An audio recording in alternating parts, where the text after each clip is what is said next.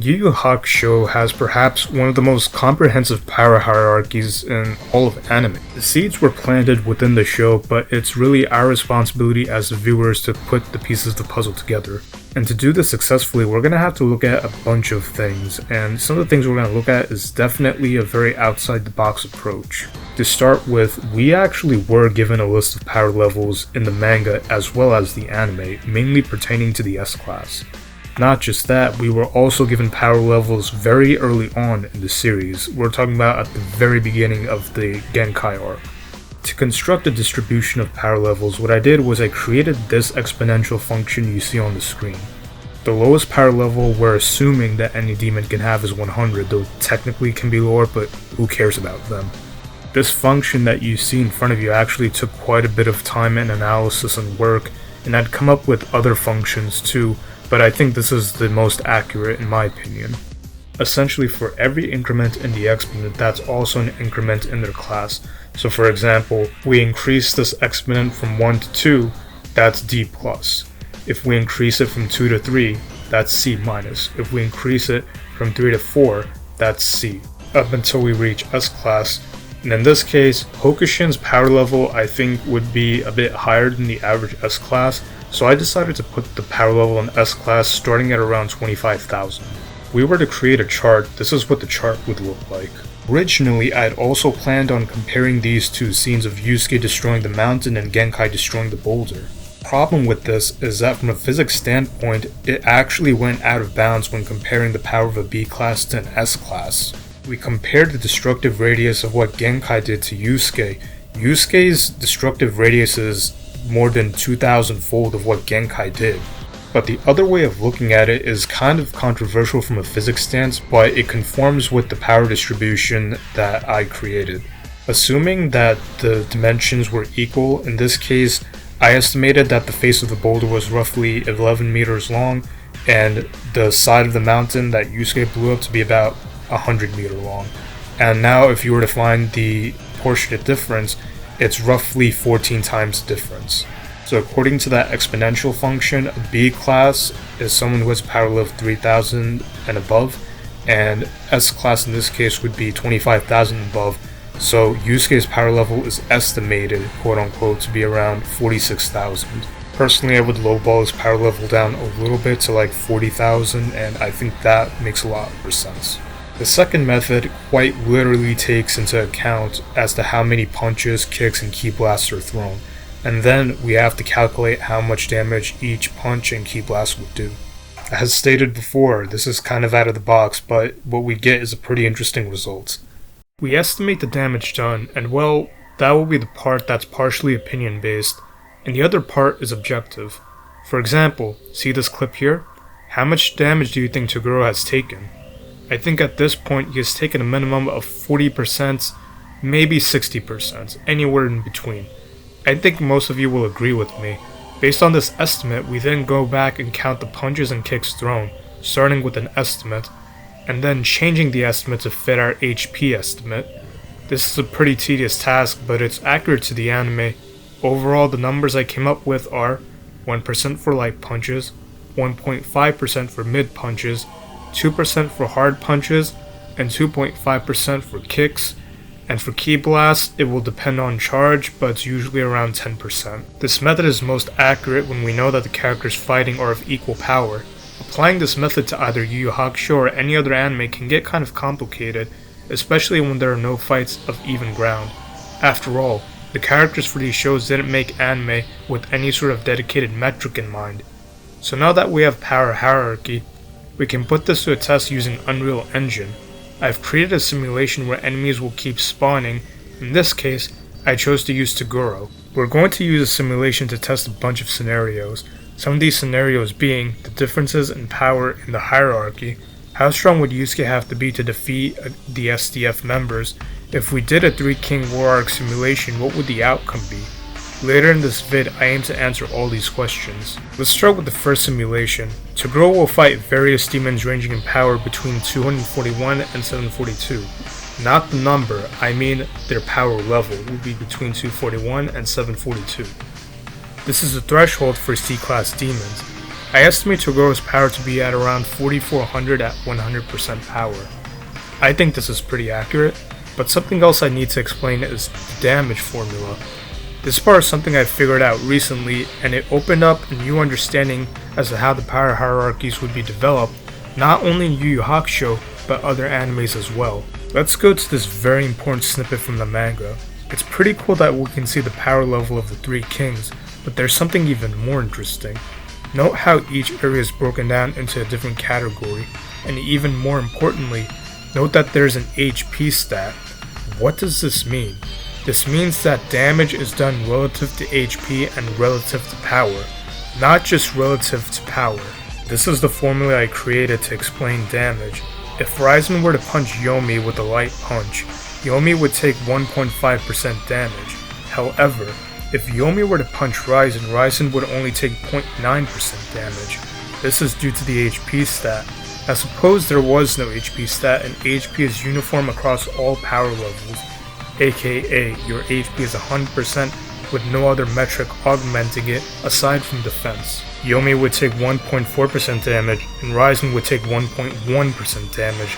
This doesn't seem like much of a difference, but when power gaps grow, they grow to a quadratic level. Here's an example if Yomi fought a standard S-class with these stats. The damage Yomi does is 1219% with a single punch. Meanwhile, this S-class demon does 0.0008% damage to Yomi. Now how would this change if attacks did not do damage relative to HP? Yomi would only deal 38% damage, meanwhile the other demon would deal 0.04%. The quadratic increase in damage would explain some of the scenes from various fights, like Toguro being able to block Yusuke's punch with his thumb, and Yoko being able to kill Sachi in a few hits. It may sound absurd, but this formula does make sense. Now onto the simulation. In this simulation, enemies will continue to spawn until Toguro dies. The enemies can shoot ki blasts, punch, and do some combos too, but the combos aren't too crazy, and they can block. Toguro has a limit as to how many ki-based attacks he can use. In this case, the attack is his shockwave. Now let's see how Toguro does.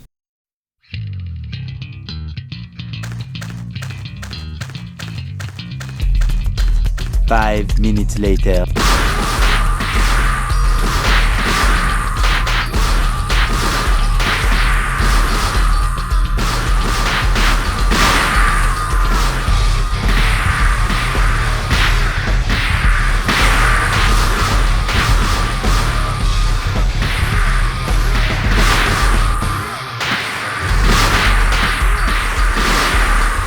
One hour later.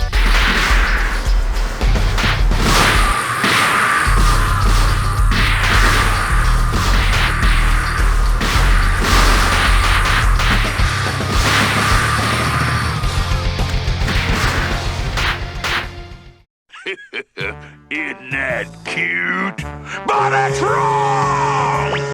Toguro was able to kill 696 C-class demons, not 1016, ranging from a power of 241 to 742.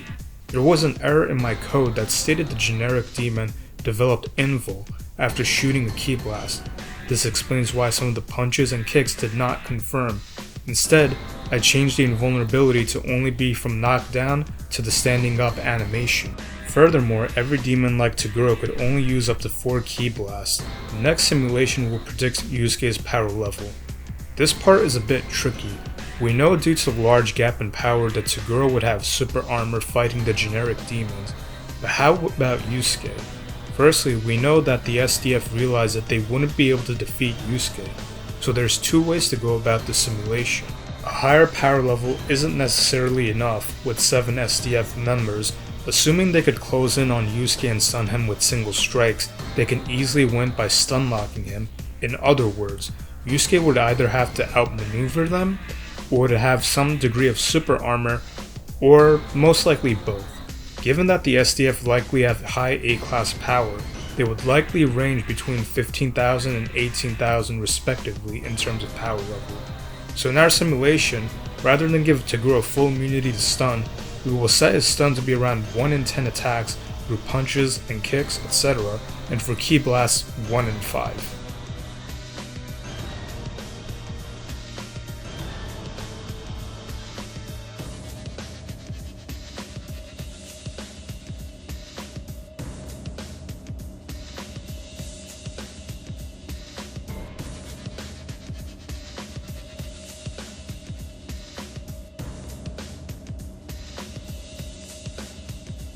So I played this fight out a few times. Originally I started the fight setting Togoro's power level to around 40,000. This was too high. He was able to win quite easily, so I decreased it until it reached to an amount where he barely won against the SDF. And let's start the drum roll. It's 30,000. This means we can confirm Yusuke's power was at least 30,000. So while I originally thought he was 40k, now I would place him around 35k. Lastly, let's talk a little bit about the war simulation arc. So now that we have an idea of how power hierarchies work, how would that tie in with the war simulation? Let's look at this snippet from the manga. Now notice something. Notice how much bigger the bar is for Makuro and how much smaller it is for Ryzen, and Yomi seems to be somewhere in the middle. According to this chart, Makuro's power is roughly 44% of his army, so this puts the power of Makuro's army at a total of roughly 3.5 million, and Yomi's army at around 2.8. In Ryzen's case, not only was he physically starved, but clearly his army is starving as well, given how weak the army is. I wanted to code this war simulation up until I discovered that this is basically pointless, as the war would ultimately come down to the power of the Demon Kings themselves. Each of the three are well capable of quite literally taking on several hundreds, maybe even thousands of S+ class demons. The armies just give a slight boost in strength. But, just for fun, let's see how a power level of 1,000,000 would do against S-class demons, spawning 3 demons every second.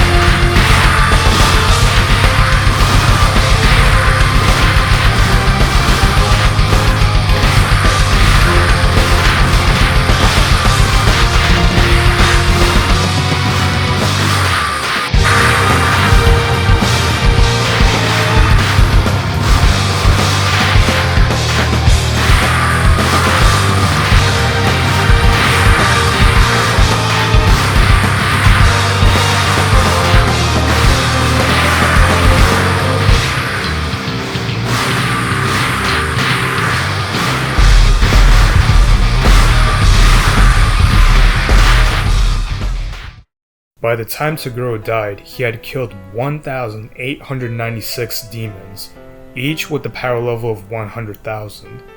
And there you have it. This is a comprehensive breakdown of power levels. Will I do a simulation of the three kings fighting each other? Probably, but not for a while. Making this video actually took the wind out of my sails, mainly because of how difficult it was working with Unreal Engine.